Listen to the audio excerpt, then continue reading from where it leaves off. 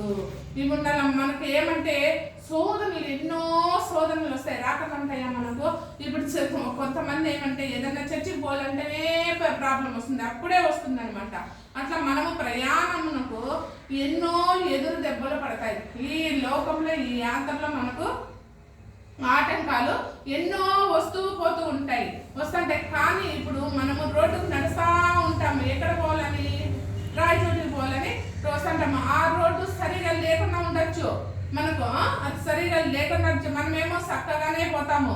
ఒకసారి ఏమవుతాయంటే మనం పోయేటప్పుడు మనకు ఎదురుగా వస్తాయి అనమాట. మనం సక్రమంగా పోయినా ఆ దాంటి ఏనుగుల మంద వస్తుంది, గొర్రెల మంద వస్తుంది. అప్పుడు మనం ఏం చేయాలా?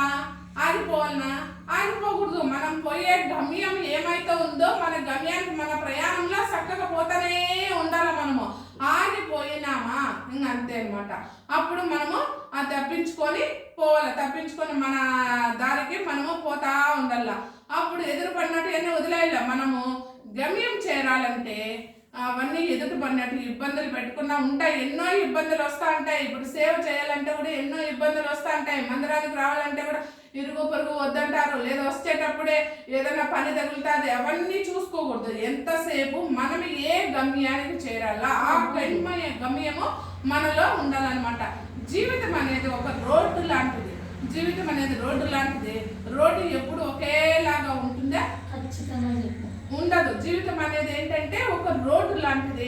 ఆ రోడ్డు ఖచ్చితంగా ఉంటుందా? ఉండదు. ఎందుకంటే జీవితం కూడా అంతే, మంది ఒకేలాగా ఉండదు. ఒకడు మనకు బాగా పోతుంటే, ఇప్పుడు మనం రోడ్డింటి పోతాము, మనం ఏమనుకుంటాము, నేనేమో రోడ్డింటి పోతాను, నేను చక్కగా పోతాను అంటే వేరే వాడు వచ్చి ఢీ కొట్టేస్తాడు.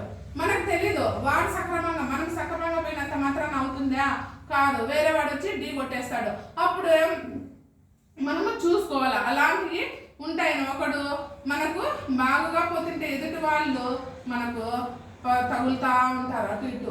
నువ్వేం దేవుని లేక వస్తా ఉంటావు, నడిచాలి. ఇప్పుడు ఏమన్నావు? మొన్న నేను రక్షణ పొందుతానన్నావు, నువ్వేమనుకున్నావు? నేను దేవుడిలో చేరాలనుకుంటావు. నీకు ఆటంకాలు వస్తాయి. ఎందుకంటే ఇరుగు పొరుగు చెప్తారు, ఏం పోతావులే దేవుని దగ్గరికి, ఇన్ని దేవుళ్ళు ఉన్నారు, ఏం పోతావులే అంటారు. లేదంటే మందిరానికి వచ్చేటప్పుడు ఏదో ఒకటి ఇబ్బంది పడుతుంది. అట్లా ఇబ్బందులన్నిటినీ మనము తొలగించుకోవాలి. మనకు వచ్చేటి అన్ని కూడా ఇంకొకటి తిరిగి దిగొడతారు. కాబట్టి మనం వాళ్ళను కలుస్తూ ఉంటే మనము గమ్యం చేరలేము. ఇప్పుడు మనం పోతా ఉన్నాము, ఆ కారు ఇట్లా వస్తాము, ఈ మంద అడ్డముంది, మంద వెళ్ళిపోనిలే, కొద్దిసేపు ఆగిపోదాం అనుకుంటే గమ్యం చేరుతామా? చేరలేము.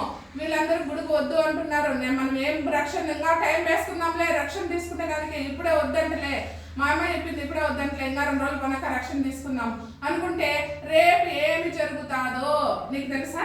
తెలీదు. నీకు తెలీదు, నాకు తెలీదు. కాబట్టి సమయం ఉన్నప్పుడే సద్వినియోగం చేసుకోవాలి.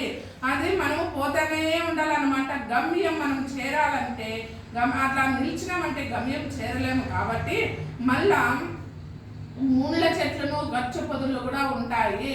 మనం పోయే దారిలో ముళ్ళు కూడా ఉంటాయి. ముళ్ళు ఉంటాయని ఆగితే నిలిచిపోతాం. మనం చేరాల్సిన గమ్యాన్ని చేరుతామా?